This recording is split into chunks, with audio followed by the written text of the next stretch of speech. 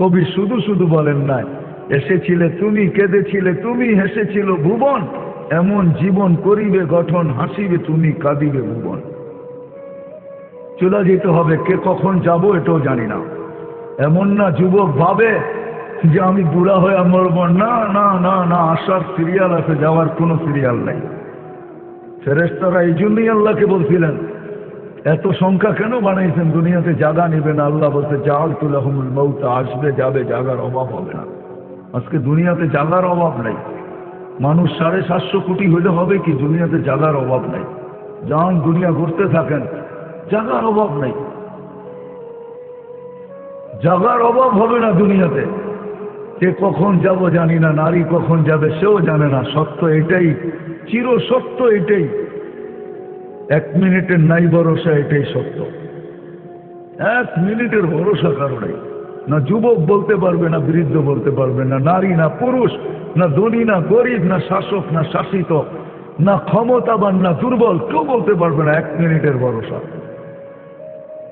এটাই বাংলাদেশে মানুষ আল্লাহ প্রমাণ করছেন। যে লেখছে সে গাইছে, তার উপরে সত্যায়িত হয়েছে। ফিরোজ শাহী লেখছে, সে গাইছে, এই গানের কানের ভিতরে আল্লাহ তাকে উঠে আনিছে। সেই গান গাইতে গাইতে মারা গেছে। গান উঠে দেখেন নেটের ভিতরে। সত্য এটাই, চলে যেতে হবে। প্রস্তুতি নিবে, গড়বে তো কানে, এই ধ্বনি আসবে যেটা আমি শুনাইলাম। কবরের কাছে লাশ গেল, এই ধ্বনি আসবে। কবরের ভিতরে ধ্বনি আসবে, নামকা নাউমাতিল আরুস, নতুন দুলার মতো ঘুমায় থাক, কিয়ামতের দিন সকালে তোকে উঠাবো। আর এটাই সত্য, কিয়ামতের দিন সকালে ফেরেশতা উঠাবে, তো ওলি আল্লাহ বইলা উঠাবে, কুমিয়া ওলি আল্লাহ, আল্লাহর ওলি উঠো, উঠবে। চোখ ডলতে ডলতে উঠবে, চোখ ডলতে ডলতে উঠবে, আর জিজ্ঞাসা করবে কাঁচা ঘুমের থেকে কেন উঠাইলা? বলবে কিয়ামত হয়ে গেছে। কোথায় যাব? বলে তাহতা আরশির রহমান, আল্লাহর আরশের নিচে যাবে। ফুতুরুকুম ইয়াবরুদ, তাড়াতাড়ি চলো, নাস্তা ঠান্ডা হইতেছে। যাবে আমনা সামনা, বসবে, নাস্তা খাবে, জান্নাতের মাছের কলিজার কাবাব আর জান্নাতের রুটি খাবে। আর আমল নামা উঠতে উঠতে ডাইন হাতে চলে আসবে, আর চিৎকার দিবে, ওয়া আম্মা মান উতিয়া কিতাবাহু বিয়ামিনি, তখন চিৎকার দিবে খুশিতে, হা উমকুরাউ কিতাবিয়া। একজন আরেকজনকে আমল নামা দেখাবে, দেখ আমি কত নম্বরে পাশ করলাম, দেখ আমাকে কোন জান্নাত দিল, সব ডিটেলস লেখা থাকবে। ফেরেশতা এসে বলবে গাদাউকুম ফিল জান্নাহ, দুপুরের খানা জান্নাতে খাইতে হবে, জলদি করো। ওইখান থেকে উঠবে, নূরুহুম ইয়াসআ বাইনা আইদিহিম ওয়া বিআইমানিহিম, সমস্ত ওই দিন বুঝে আসবে উজু করার মজা। আজকে তো বুঝে আসে না, আজকে তো বসে বসে টেলিভিশন দেওয়া বুঝে আসে। আজকে তো বলে বেড়াই আমি তো ব্যস্ত, দোকানে আসি, দেখেন না আল্লাহ বিবেক বুদ্ধি দেয় নাই আপনাদেরকে? তাবলীগালারা যে হাতে ধরে পায়ে ধরে, উলামায়ে কেরাম জুমার দিন সব জায়গায় হাতে পায়ে ধরে বুঝায়, আর আপনি জবাব দেন দেখেন না দোকানে, দেখেন না ডিউটি করি। এক একজনে এক এক রকমের পাপ নিয়ে ভঙ্গি নিয়ে বলে, দেখেন না আকল বুদ্ধি কিছু নাই, চলে আসছেন অফিসে। কেননা চলে যেতে হবে। গরিব গরিব দারিদ্র, গরিব গুরবতের ভিতরে, দারিদ্রতার ভিতরে, যুবক যৌবনের ভিতরে ভাবা উচিত।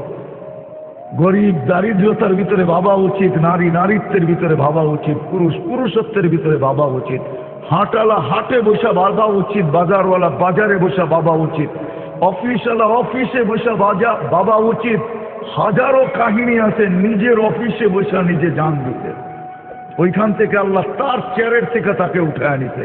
সিসি ক্যামেরা সব ওপেন ছিল, খোলার পরে মালাকুল মউতকে আসতেও দেখে নাই, যাইতেও দেখে নাই, কিন্তু সে চলে গেছে। এটাই সত্য। বিদা আমার কথা শুরু এটা ছিল, কে কোথায় বাস করে এটা আল্লাহর বিষয় না। আল্লাহর বিষয় হলে জীবনটা বলল কতটুকু, প্রস্তুতি নিল কতটুকু। আসলাম আর চলে গেলাম এরকম হবে না, তা ভুল ধারণা। আর আমার হিসাব কিতাব হবে না, এটাও ভুল ধারণা। লাতুসআলুন্না আনিন নাঈম, কোরআন আমাদেরকে বুঝায়, আল্লাহ বুঝায়, রসুল বুঝায়, বাধ্য করে না। মাঝে মাঝে বাধ্য করে দেখায় আল্লাহ। 2020-এ দেখাইছিল বাধ্য করা, যে কারো চেহারা আমি দেখতে চাই না, বাহির হবি তো চেহারা ডাইকা বাহির হবি, আমরা সব মাস্ক করে বাহির হতাম, ঠিক না? আল্লাহ বাধ্য করছিলেন, অফিসে যাবি, যেইখানে যাবি তোর চেহারা দেখতে চাই না, ঢাকবি তারপরে যাবি। আল্লাহ বাধ্য করছিলেন 2020 করুণা দিয়া, ওই আল্লাহ পারে। যে আল্লাহ আকাশ খুঁটি ছাড়া দাঁড় করাইতে পারে, 3.5 মানুষকেও কানে ধরে নাচাইতে পারে না? পারে না? হ্যাঁ, কি আপনাকে ওইখান দিয়ে মানে খুঁটি লাগায় রাখছে আকাশে? হ্যাঁ, কোথায় আছে খুঁটি আকাশে? তারা মুনাফু বেকারি আমাদ, কোথাও খুঁটি নাই। যে আল্লাহ আকাশকে দাঁড় করাইতে পারে খুঁটি ছাড়া, দুনিয়ার থেকে 13 লক্ষ গুণ বড় সূর্যকে বাসমান চালাইতে পারে আকাশের ভিতরে, ওই আল্লাহ সবকিছু পারে। 100 বার বাংলাদেশে ভূমিকম্প আসছে, কোন বিপর্যয় পর্যন্ত ঘটে না। আমার বিশ্বাস কিছু পরিবেশ যদি আমরা ধরে রাখতে পারি, তাহলে কোনোদিন বাংলাদেশে বিপর্যয় ঘটবে না। আমি জানি না কেন আমার শিক্ষিত লোকগুলা, সুশীল সমাজ যারা বলে, তারা কেন এটা নিয়ে ভাবে না। এই গত কয়েকদিন আগে বাংলাদেশে ভূমিকম্প আসছে, বাংলাদেশে 6.7 মনে হয়, ঠিক না? 6.7, কিন্তু কোনো বিপর্যয় ঘটে না। কিন্তু তারই কয়েকদিন পরে পাকিস্তানে ভূমিকম্প আসছে 6.1, সারা এলাকাকে কাঁপায় ফেলে গেছে, পুরো এলাকা মাটির সাথে মিশে গেছে। একই জায়গায় 36 জনের উপরে মারা গেছে। আমাদের ছিল 3.7, কোনো বিপর্যয় নাই। এটা তো কমই। আমাকে দুনিয়ার ইতিহাসে দেখান, দুনিয়ার ইতিহাসে দেখান। যুবকদেরকে বলবো, তোমরা নেটে সার্চ দিয়ে আমাকে দেখাও যে 7.8 ভূমিকম্প আসছে আর বিপর্যয় ঘটে নাই, এরকম দুনিয়ার কোন দেশ তোমরা আমাকে দেখাও। যদি দেখাইতে পারো, যদি দেখাইতে হয়, তাহলে বাংলাদেশ দেখাইতে হবে। 7.8 ভূমিকম্প আসছে 4 থেকে 5 বছর আগে, 35 নাইটের পরের দিন রাত্র 5টা 5-এ, 31 নাইটের পরের দিন আমার এখনো মনে আছে, 5টা 5-এ আসছে, 5টা 5-এ। ওই দিন সকালে ঢাকা শহরের মসজিদে জায়গা দেওয়া যায় না মুসল্লিদেরকে, কিন্তু বাংলাদেশে কোনো বিপর্যয় ঘটে নাই। একজন মারা গেছে, তাও নিজের ভুলে, সে উপর থেকে লাফ দিয়া করে বাঁচতে চাইছে, বাঁচে নাই, মারা গেছে। এই দেশ নড়ে চড়ে পড়ে না। বাংলাদেশের মানুষের মতো আল্লাহ আল্লাহ রসুলের আশীর্বাদ দুনিয়ার কোথাও নাই, আমি পাই নাই। যারা সারা রাত প্রশাস করে, এই পরিবেশ যদি আমরা ধরে রাখতে পারি, তাহলে বাংলাদেশ নড়বে চড়বে পড়বে না। দুনিয়া যা মনে চায় তা বলতে পারে। আমি শুনি, এমন না যে মিডিয়ার খবর কানে আসে না, আসে, কিন্তু আমি মুস্তি মুস্তি হাসি। আমার রবের উপরে বিশ্বাস আছে, যতদিন এই পরিবেশ থাকবে বাংলাদেশ কোনো বিপর্যয় ঘটবে না। কারণ আমি বাংলাদেশ চিনি, এর ইতিহাস জানি। আপনারা জানেন না, আপনারা জানেন না। বাংলাদেশে ইসলাম যুদ্ধের মাধ্যমে আসে নাই। বাংলাদেশের ইসলামের বয়স কম না, মদিনার সমসাময়িক বাংলাদেশের ইসলামের বয়স। আল্লাহ রসুল হিজরত করেন না, তখন বাংলাদেশে ইসলাম চলে আসছে। 4 সাহাবী আসছে, আবু বকর, ওহাব ইবনে মালিক, কাসিম ইবনে হুযাইফা, উরওয়া ইবনে সাফা, এই 3-4 সাহাবী বাংলাদেশে চলে আসছে। বাংলাদেশের মানুষ সরল সহজ, সাদা সিধা। এটা আমার কথা না, আল্লাহ রসুল বাংলাদেশের মানুষকে নিয়ে মত ব্যক্ত করছেন যে বাংলাদেশের উম্মত আমার সাদা সিধা, সরল সহজ। বাংলাদেশের মানুষ সাহাবাদেরকে দেখা মুসলমান হয়ে গেছে। 2 জন এখান থেকে চীনে গেছেন, একজনের কবর চীনের মধ্যখানে, আরেকজনের কবর মঙ্গোলিয়ার বর্ডারে। ইতিহাসবিদরা বলে 2 জন এখনো বাংলাদেশের জন্য ঘুমায় আছে। চলেন আর কত দেখাবো। করুণা দুনিয়ায় আইসা যা দেখানো দেখাইছে। দুনিয়ার একটা দেশে গত ডিসেম্বরে দুনিয়ার কোনো দেশ দেখাইতে পারবে না 2 সপ্তাহে করুণায় একজনও মারা যায় না। যদি দেখাইতে পারে ওটা বাংলাদেশ। বাংলাদেশ গত ডিসেম্বরে 2 সপ্তাহ টানা দেখাইছে বাংলাদেশে আক্রান্ত হয়েছে, কিন্তু মৃত্যু শূন্যের কোথায় ছিল, একজনও মারা যায় না। সারা দুনিয়া করোনা আসার সময় বাংলাদেশে বলছে এত লোক মারা যাবে, দাফন করার জায়গাও পাওয়া যাবে না, লোকও পাওয়া যাবে না। কোনো বিপর্যয় ঘটে নাই। ঘটছে নাকি? হ্যাঁ ঘটছে। আপনারা তো মাস্কই পড়েন না, পড়ছেন নাকি? হ্যাঁ, ঢাকা শহরের কিছু মানুষ পড়ছে যারা কি বলে এটাকে সচেতন, আপনারা তো পড়েন নাই। আপনাদের কাছেও যুক্তি ছিল যে টেলিভিশনে তো করোনা এত বড় বড় দেখায়, ঠিক না?